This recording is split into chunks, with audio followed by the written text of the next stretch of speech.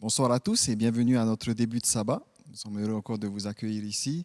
En famille, nous allons célébrer ce sabbat à travers une discussion sur des sujets d'actualité. Aujourd'hui, un sujet qui nous touche, quand nous regardons autour de nous, celui de la guerre. Et j'ai avec moi un invité qui va se présenter par rapport donc à ce que nous allons discuter aujourd'hui.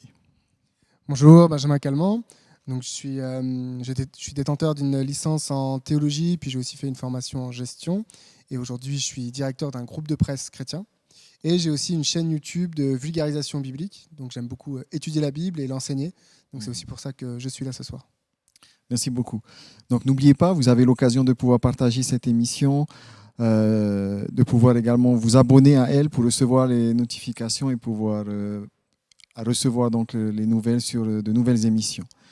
Donc aujourd'hui, nous allons parler de la guerre, le sujet de la guerre. Et c'est un sujet qui est actuel et on aimerait bien savoir qu'est-ce que la Bible en dit. Est-ce que tu peux nous en parler? Oui, alors même la Bible parle beaucoup de guerre, mais Jésus particulièrement nous a dit quelque chose sur la guerre que je pense qu'on doit retenir. C'est Matthieu chapitre 24, au verset 6. Il dit « Vous entendrez parler de guerre et de bruit de guerre. Gardez-vous d'être troublés, car il faut que ces choses arrivent. » Puis verset 7, il continue. Mais ce ne sera pas encore la fin. Une nation s'élèvera contre une nation et un royaume contre un royaume, et il y aura en divers lieux des famines et des tremblements de terre. Tout cela ne sera que le commencement des douleurs. On vous livrera au tourment, on vous fera mourir, vous serez haïs de toutes les nations à cause de mon nom. Alors aussi plusieurs succomberont et se trahiront, se haïront les uns les autres. Plusieurs faux prophètes s'élèveront et ils séduiront beaucoup de gens. Et parce que l'iniquité sera accrue, l'amour du plus grand nombre se refroidira. Ce que nous dit ici Jésus de la guerre, c'est que c'est normal. C'est normal. C'est terrible d'entendre ça parce qu'en fait, Jésus nous dit, vous entendrez parler de guerre et de bruit de guerre. C'est un peu ce qu'on a l'impression aujourd'hui. Alors la guerre, quand elle est loin en Afrique ou loin en Asie, au Tibet ou des choses comme ça, il y a la guerre dans ces pays, c'est terrible. Mais quand elle est aux portes de l'Europe, là, il y a des bruits de guerre qui commencent à se faire un petit peu plus durs. Et tout le monde se tourne vers le texte en disant « Ah, les bruits de guerre, la fin des temps et tout ». Mais en fait, Jésus nous dit « Gardez-vous d'être troublés ». Il ne faut pas être troublé. Et pourquoi ? Parce qu'il faut que ces choses arrivent. Puis après, une longue description, où si on remarque bien le vocabulaire qui est utilisé dans ce texte-là, il parle d'une nation qui s'élève contre une nation, un royaume contre un royaume. Il est en train de dire, mais ça, c'est la nature des choses chez l'être humain depuis le péché. Et c'est comme ça. On nous parle tout de suite après qu'ils vont nous haïr, qu'ils vont que les gens vont se trahir les uns les autres. On nous dit que l'amour du grand nombre se refroidit. C'est en fait, Jésus est en train de dépeindre l'être humain tel qu'il est lorsqu'il s'éloigne de Dieu. D'ailleurs, c'est intéressant, si on va dans un autre texte qui est dans Galates chapitre 5 au verset 19, il y a Paul qui va, dans Galates chapitre 5, il nous parle on connaît bien souvent ce passage pour le fruit de l'esprit, mais dans ce passage-là, juste avant, il nous parle aussi des œuvres de la chair. Donc il fait s'opposer les deux. Le fruit de l'esprit, il est amour, mais les œuvres de la chair, il nous dit, donc au verset 19, chapitre 5, donc Galates chapitre 5, au verset 19, il est dit... Les œuvres de la chair sont manifestes, inconduite sexuelle, impureté, débauche, idolâtrie, sorcellerie, hostilité, dispute, passion jalouse, fureur, ambition personnelle, division, dissension, envie, beuverie, orgie et autres choses semblables. Moi, j'ai, mais dans la même idée, rivalité, querelle, jalousie, animosité, dispute, division, secte. Que des mots qu'on associerait volontiers à la guerre. En fait, ce que dit Jésus et ce que dit Paul ici, c'est lorsqu'on n'est pas dirigé par l'Esprit, donc lorsqu'on s'éloigne de Dieu et qu'on refuse le salut en Jésus-Christ et que l'Esprit nous habite, on est dans cette condition des œuvres de la chair, on fonctionne par nous-mêmes. Qu'est-ce qui se passe ? On est en guerre. On veut faire la guerre à tout le monde. C'est naturel, c'est des pulsions, c'est des passions qui nous habitent, parce que c'est Satan qui essaie toujours, l'adversaire, je veux dire le diable, tout ça, il essaie toujours de nous mettre les uns contre les autres d'une manière ou d'une autre. Je disais ça il n'y a pas longtemps, parce que Jésus nous dit dans la parole que tous ceux qui veulent vivre pieusement seront persécutés en Jésus-Christ. Et je disais, moi, soit je ne vis pas pieusement en Jésus-Christ, soit il y a un problème. Mais en fait, j'expliquais que si on regarde notre mode de vie d'aujourd'hui, notre confort à nous, il participe en fait au dérèglement du monde. C'est-à-dire, si je veux pouvoir m'habiller comme je m'habille, il faut qu'il y ait des gamins qui crèvent de faim au Bangladesh. Si je veux pouvoir manger comme moi je mange, il faut qu'à un autre endroit dans le monde, il y ait des gens qui ont des problèmes. Il faut que si moi je veux pouvoir rouler avec ma voiture, il faut que je défonce la planète à coups de gaz et compagnie. Donc, la manière dont moi je vis produit finalement du désordre chez l'autre. Donc même quand je ne m'en rends pas compte, je suis dans cet état d'esprit. Même si je ne suis pas en train de me taper dessus avec mon voisin, que je ne fais pas de mal à personne et que j'ai l'impression que je suis cool, en paix finalement. Et finalement ma chair, qui a envie d'un certain confort, provoque du désordre chez les autres. Donc l'être humain dans son mode de vie charnel, dans son mode de vie sans Dieu, comme le dit Jésus, c'est une nation contre une autre, un royaume contre un autre. Les gens se haïssent et l'amour se refroidit. C'est malheureusement naturel. C'est pas naturel comme Dieu nous a fait, mais c'est naturel comment les choses vont. C'est une réalité depuis qu'il y a le péché. Donc la guerre, quelque part, c'est une situation normale, on va dire plutôt une situation attendue, parce que s'il n'y avait pas de guerre, si tout le monde était en paix, ça voudrait dire que la Bible se trompe. Et au contraire, non, le fait qu'on voit ces guerres-là, c'est dit, malheureusement, c'est encore une preuve que l'être humain ne pense qu'à soi-même, ne pense qu'à faire du mal, ne pense qu'à son confort personnel et rentre dans cette attitude charnelle, donc non spirituelle, dans cette attitude charnelle de querelle, de dispute, de jalousie. On pourrait mettre tous ces mots-là sur la guerre en Ukraine. Il y a ça, on peut trouver ces éléments-là dans les animosités qu'il y a entre ces pays-là et tous les autres qui sont autour et qui regardent. Il y a de la haine, il y a de la trahison, il y a de la jalousie. Donc, quand on voit ça à la télé, on peut dire malheureusement, la Bible a raison. C'est juste parce que la Bible a raison que l'homme vit charnel, l'homme ne vit pas spirituel, l'homme n'est pas rempli de l'esprit et refuse le salut en Jésus-Christ qui nous annonce d'être rempli de l'esprit. Donc il ne peut pas vivre le fruit de l'esprit. Du coup, il vit les œuvres de la chair. C'est une conséquence de notre éloignement de Dieu. C'est une conséquence naturelle. Malheureusement, c'est une conséquence logique, donc une conséquence attendue. Okay. Et donc, par rapport à cette situation qu'on vient de décrire, comment est-ce que nous, on peut nous positionner finalement ? Alors, première chose que j'ai envie de dire, c'est que le pendant de ce que je viens de dire, c'est que la situation de paix est un danger pour le chrétien. La situation de paix. Alors, c'est un peu triste de dire ça. Je tiens quand même à rappeler qu'un des éléments, dans les fruits de l'esprit, il y a la paix, il y a la bienfaisance, la bonté. Donc, je ne dis pas que le chrétien doit chercher la guerre. Mais ce que la Bible nous raconte, c'est que quand le chrétien est trop dans son confort, justement dans sa paix à lui, dans sa paix personnelle, individuelle, égoïste, il risque de tomber dans des mauvais travers. Et on a une image de ça dans l'Ancien Testament, c'est David. Le grand péché de David, c'était quoi ? C'est lorsqu'il est à l'adultère. Avec le meurtre et puis exactement, tout adultère, meurtre, tout ce qui va suivre. Et les conséquences que cela engendre avec son enfant, avec ensuite les problèmes aussi de... Les autres enfants aussi. Exactement, les problèmes avec les autres enfants. Et ça, le texte nous dit clairement, ça se trouve dans 2 Samuel, chapitre 11, verset 2, on nous dit qu'il y a une guerre avec les Ammonites, si je ne dis pas de bêtises, donc il y a Joab, le général de David, qui est envoyé en guerre, et le texte dit « mais », donc il y a cette phrase-là, « mais David resta à Jérusalem ». Et le texte ne dit pas « David resta à Jérusalem », il dit « mais David resta à Jérusalem ». Il n'était plus dans une situation de guerre, il n'était plus dans une situation de combat, il est dans une situation où je me balade dans mon palais et « oh, tiens, il y a quelqu'un là-bas » et là c'est le début de la fin, quoi. Et du coup, la Bible nous présente aussi ces situations de confort comme une situation dangereuse pour le chrétien qui finalement abandonne aussi, justement on n'est plus dans cette optique du message de dire il y a un problème dans ce monde-là, s'il y a un problème, il nous faut une solution, cette solution c'est Jésus-Christ. Quand on n'est plus dans le problème, quand on ne voit plus le problème, quand on n'est plus dans le combat contre son problème-là, la solution, elle sert à quoi ? Jésus dira, quand il y a un disciple qui vient le chercher pour lui dire « Moi, je veux te suivre partout », Jésus dit « Je n'ai même pas une pierre où poser ma tête. Je ne possède rien. Je ne suis pas là. Ne me suis pas si c'est pour obtenir la tranquillité dans ce monde. Ne me suis pas si c'est pour obtenir la tranquillité dans ce monde. » Et finalement, Jésus dira aussi « Moi, je n'ai pas de royaume. » Et là, il y a un message aussi par rapport, pour répondre à la question de comment un chrétien se positionne par rapport à la guerre. S'il n'y a pas de royaume, je n'ai pas de patrie à défendre. Mon royaume à moi, c'est Jésus-Christ. Mon roi à moi, c'est Jésus-Christ. Ma citoyenneté à moi, elle est dans le ciel. C'est ce que nous dit Paul. Donc mon royaume à moi, l'investissement politique, il est pour Jésus. Il n'est pas pour un pays.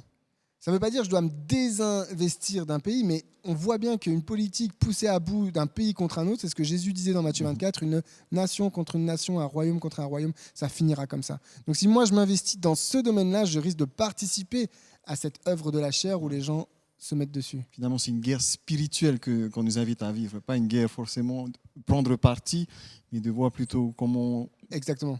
on peut participer. Mais par contre, dans cette guerre, on peut participer, c'est ce que par exemple, c'est toujours proposé de faire la Croix-Rouge, oui. de dire y a les prisonniers de guerre, il y a les blessés de guerre, il y a les drames, les déplacements de population. Là, on participe. Oui. Et on peut être sur le front pour participer à ça.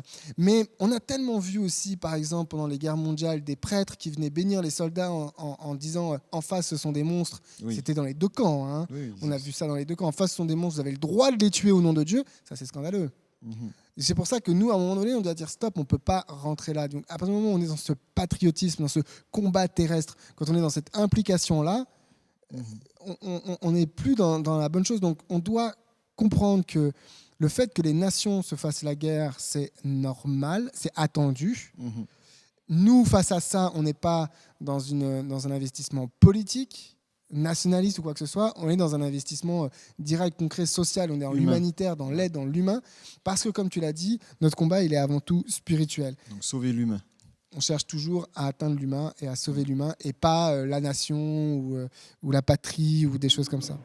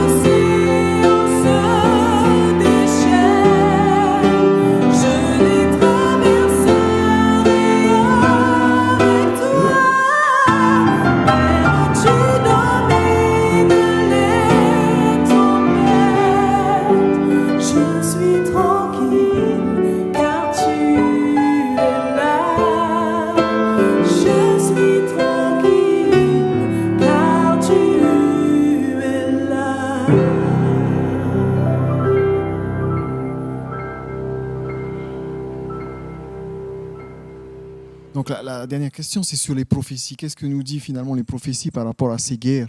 Est-ce que tu peux nous en parler? Exactement. Donc, si on prend Matthieu 24, la réponse facile, c'est de dire, en fait, la guerre ne fait pas partie de la prophétie. Parce que C'est Jésus... le commencement des douleurs. C'est comme ça qu'il est décrit dans Matthieu 24. Et donc, on pourrait dire, bah voilà, finalement, les guerres, c'est la nature des choses. Ça commence donc à la résurrection de Jésus-Christ. Puis il y aura des guerres jusqu'à la fin. Et donc, faut pas regarder les guerres comme un élément prophétique particulier. Donc ça, ce serait la lecture directe de ce que dit Matthieu 24. D'ailleurs, c'est intéressant quand on regarde Matthieu 24, parce que toute la première partie qu'on a lue tout à l'heure, elle nous disait clairement que... ce n'est pas encore la fin. Voilà, ça se termine comme ça, c'est pas encore la fin. Et juste après, il est dit, par contre, quand la bonne nouvelle sera prêchée, alors viendra la fin. Ouais. En fait, on voit bien que dans ce Matthieu 24, dans ces versets-là, il y a la première partie, c'est la mauvaise partie, c'est le mauvais discours, c'est le discours à ne pas porter. Ah, il y a la guerre, attention, Jésus revient. Et il y a la deuxième partie, c'est le bon discours. Ah, il y a Jésus qui revient. Il y a un message. Ça, c'est le bon discours. Donc, on ne pointe pas la guerre, on pointe Jésus, on pointe l'évangile, on pointe le salut et tout ça. Donc ça, voilà, c'est ça. Maintenant, j'ai envie de dire quand même qu'il ne faut pas nier que dans la chaîne prophétique, dans la chronologie prophétique, il y a quelque chose qui s'est passé dans le temps, que j'aimerais qu'on voit ensemble, et qui nous indique que quand même, dans la suite de la chronologie, il faut s'attendre à un désordre mondial particulier. Donc, j'aimerais qu'on prenne rapidement ensemble Apocalypse chapitre 17. Je vais faire un petit résumé d'Apocalypse 17 parce que c'est quand même technique, hein, on ne va pas passer toute la soirée dessus. Mais Apocalypse 17 nous parle de Babylone. Si quelqu'un a un sous-titre dans sa Bible, il peut le lire. Normalement, il y a quelque chose comme Chute de Babylone ou quelque chose du genre. Donc Apocalypse 17 va nous décrire Babylone, et pour nous décrire Babylone, on va nous parler d'une femme prostituée qui s'appelle Babylone. On va nous parler d'une bête, voilà, qui a 7 têtes et 10 cornes. On va nous parler ensuite des têtes. Donc c'est une bête qui a 7 têtes. Et on va nous parler des 10 cornes. Donc on nous présente chacun des personnages et puis le texte se termine en nous parlant de l'interaction entre ces personnages-là. Okay.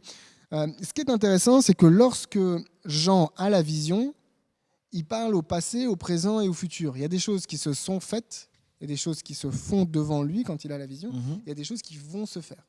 Okay, ou qui se font au fur et à mesure qu'il regarde la vision. Donc toujours au présent, mais au fur et à mesure. Ce qui est intéressant, c'est qu'il nous dit qu'il voit la bête, et il nous dit au verset 8, il dit « La bête que tu as vue était, elle n'est plus, et elle doit monter de l'abîme pour aller à la perdition. » En fait, ce verset-là, il faut le traduire. La bête que tu as vue, elle était, elle n'est pas. C'est pas elle n'est plus, c'est elle n'est pas. Et elle doit revenir. Oui, parce que jusqu'après, elle va monter. Donc, si elle n'est plus, elle ne peut plus monter. Mais c'est pas elle n'est plus, parce que ce qui est important, en fait, moi j'insiste là-dessus, elle n'est pas, ça veut dire que quand il regarde la vision, il ne voit pas la bête. Elle n'est pas. Et à l'inverse, le même mot est utilisé en positif lorsqu'il parle des têtes. Il dit « Les 7 têtes sont 7 montagnes sur lesquelles la femme est assise », verset 9. Ensuite, verset 10. « Ce sont aussi 7 rois, 5 sont tombés. Un existe, l'autre n'est pas encore venu. Et quand il sera venu, il doit rester peu de temps. » Et puis après, il nous parle de la bête comme un 8e tête. La bête elle-même est une 8e tête. Donc là, quand il dit que la 6e, elle dit, elle existe, en fait, elle est. Ouais, l'un est. C'est comme ça que voilà, l'un est. Donc la bête n'est pas, mais la tête, elle est. Donc en face de lui, il a Babylone, la prostituée. Il a la tête, mais il n'a pas la bête. Alors que la bête, elle était. Et qu'est-ce qui était aussi avant? C'est les 5 têtes. Donc on a 5 têtes et une bête. Puis après, on a la tête. Puis après, on a de nouveau la bête qui revient avec la 8e tête. Donc pendant une période de temps, la bête n'est pas. On voit la tête, mais on ne voit pas la bête. Et pour moi, ça veut dire que là, dans le texte, on regarde juste la narration de ce texte, c'est qu'il y a une parenthèse qui s'ouvre avec cette 6e tête. Il y a une parenthèse avec... Les choses ne sont pas comme avant. Avant, c'était quoi? Je ne suis pas là pour faire une description exacte de toute la prophétie. Hein. Il faut le dire en commentaire si ça vous intéresse. C'est le moment de vous abonner. Il y a peut-être d'autres vidéos qui viendront là-dessus. Oui. Mais avant, on peut clairement rattacher la bête d'Apocalypse 17 avec la bête d'Apocalypse 13. Cette tête 10 cornes, c'est la même description, etc. Donc il y a un rattachement qui s'est fait. Et elle a la même action. Elle n'est pas, elle est blessée, et elle revient, elle est guérie. Ça, c'est Apocalypse 13, Apocalypse 17, c'est le parallèle. Or, donc, ce qui était avant le fait qu'elle ne soit pas, c'était les persécutions des 1260. Donc c'était une période de persécution, une période trouble que certains ont appelé le Moyen-Âge. Donc c'est une église chrétienne qui a vraiment fait du tort au christianisme et à l'humanité à ce moment-là. Et elle va s'arrêter, elle va être blessée. Il y a une parenthèse qui s'ouvre, la bête n'est pas là. Puis après, elle revient. Parenthèse. Elle s'arrête, parenthèse fermée, elle revient. Et ben moi je pense qu'on est dans cette période-là de parenthèse. On est sur cette 6e tête, quelque part inoffensive. Hein. La 6e tête, elle fait rien ici. La 7e, elle vient de peu de temps. Et c'est la 8e qui est dangereuse. Parce qu'après, on va nous dire que la 8e va manger la prostituée, qu'elle va s'accorder avec les 10 cornes, et après, on nous parle de la chute de Babylone, et tout le reste de l'Apocalypse, c'est la fin des temps. C'est les événements qui s'enchaînent jusqu'au retour de Jésus-Christ. Donc, on est dans cette parenthèse. Mais ce qui veut dire, c'est que quand cette parenthèse va se fermer, les dérèglements vont commencer. Les dérèglements mondiaux, les dérèglements politiques, les dérèglements militaires vont commencer. Je ne dis pas que la guerre en Ukraine, c'est cette parenthèse qui se ferme. Mais ce qu'il faut bien prendre en compte, c'est qu'il va bien y avoir un moment donné dans la chronologie, c'est peut-être dans 1000 ans, 100 ans, c'est peut-être demain, où il va y avoir tellement de désordre dans le monde que ça va mener à cette 8e tête à revenir. Parce que nous, on est dans cette parenthèse, entre guillemets, positive, où on n'est plus avec des nations qui se font la guerre avec justement cet aspect religieux, cette petite corne qui dirige toutes les nations pour des questions religieuses. On n'y est plus, ça s'est arrêté au fin du 18e. On est dans une parenthèse où, alors elles se mettent toujours dessus, mais pour d'autres raisons. Mais nous, occidentaux en tout cas, on a vécu une période à peu près stable, à peu près de paix. Et bien, cette période-là va très certainement s'arrêter pour repartir dans un désordre. On peut parler de guerre civile, de démocrature, de dictature qui revient. Il ne faut pas oublier, je rappelle ça souvent aux gens, 50% de la population sur cette terre vit dans un pays qui n'est pas démocratique, dans un régime qui n'est pas démocratique. Il n'y a que, d'après le Democracy Index du magazine The Economist, il n'y a que 6% de la population qui vit dans une démocratie parfaite. C'est ce que le magazine appelle une démocratie parfaite, que 6% de la population. La démocratie, c'est une exception dans l'histoire, c'est une exception aujourd'hui dans le monde, c'est une exception récente et c'est une exception fragile. On peut voir ce qui s'est passé aux États-Unis il n'y a pas longtemps, un certain 6 janvier. Tout peut arriver d'un instant à l'autre et les guerres sont les meilleures occasions pour faire basculer la situation. Donc même si quelque part, Matthieu nous dit pas de panique, la guerre c'est la norme, il y a quand même dans la chronologie de la prophétie un moment donné où ça va être pire que maintenant. Voilà, c'est ça que je voulais dire. Okay. Bien, merci beaucoup pour ce partage qui nous indique le temps dans lequel nous vivons et nous rapprocher donc de ce moment pour agir, mais pas de manière concrète à travers l'annonce de l'évangile, la réalité de l'évangile, la réalité de Jésus aujourd'hui, et qu'on puisse vivre cela et partager à ceux qui nous entourent. Après, c'est peut-être pas très positif tout ce que j'ai pu raconter sur la guerre, hein, ça fait un peu peur, mais je réinsiste sur les mots que Jésus disait. Ne soyez pas troublés. Ces choses-là vont arriver, c'est naturel qu'elles arrivent. Et finalement, si Jésus a promis que ces choses-là allaient arriver, ça veut dire qu'il est bien conscient qu'on va vivre ces choses-là. Donc dans ces choses-là, il prendra soin de nous. Parce que justement, prenons l'exemple d'Élie. Élie s'est retrouvé dans une situation où il était chassé, pourchassé, où il y avait des crises climatiques, parce qu'il y avait une sécheresse, il y avait tous ces trucs-là. À ce moment-là, lorsque Élie il a vécu ça, il y a des corbeaux qui lui ont amené à manger. Il a trouvé refuge ici ou là où il devait avoir besoin d'aller. Donc, lorsque Jésus nous dit ces choses-là sont naturelles, ces choses-là sont attendues, ces choses-là vont arriver, il y a une promesse qui est comprise à l'intérieur de dire je suis là. N'ayez pas peur. Et finalement, ce que Jésus craignait pour les croyants et qu'il craint pour nous, c'est qu'en étant troublés, on suive les mauvais chemins. On suive le chemin du nationalisme en ayant une défense du territoire et en rentrant dans cette guerre-là. Et du coup, on est dans l'œuvre de la chair. Et il y a aussi le risque d'abandonner la foi, de dire mais finalement, je ne comprends pas pourquoi est-ce qu'il y a toutes ces choses-là. Or, en nous disant que ces choses-là arrivent, on peut se dire bah oui, c'est pas contraire à ce que la Bible... Au contraire, la Bible nous avait bien dit que ça arriverait. Donc, je peux rester confiant et je peux rester ferme. Et lui va nous accompagner. Et en plus de ça, il ne faut pas oublier, il faut voir que toutes ces guerres sont aussi les démarches désespérées des hommes pour essayer de fonctionner par eux-mêmes. Et que nous, on attend un temps où le royaume, lui, il n'y aura plus ni deuil, ni cri, ni larmes, ni douleur. C'est ça que l'on s'attend à vivre, c'est ça que l'on annonce. Et c'est avec ça qu'on doit s'encourager les uns les autres en disant oui, malheureusement, l'homme sans Dieu ne pense qu'à faire la guerre à soi-même, à la planète, à l'environnement, aux animaux, à l'autre. L'homme sans Dieu est justement dans cette œuvre de la chair et il fait la guerre tout le temps. Nous, on ne peut amener Dieu là où Dieu manque. On peut amener ce message d'évangile pour que les hommes soient transformés. Et un jour, alléluia, on va se retrouver dans un environnement où il n'y aura plus ces choses-là. Il n'y aura plus les œuvres de la chair, il n'y aura plus que le fruit de l'esprit. On pourra tous vivre en paix. Et ça, ce sera éternel. Il y a peut-être un petit morceau difficile qui nous attend un jour, demain, dans 10, 20, 30, 50 ans. Mais c'est pour derrière un très long temps complètement béni qui s'appelle la vie éternelle. Amen. Merci beaucoup.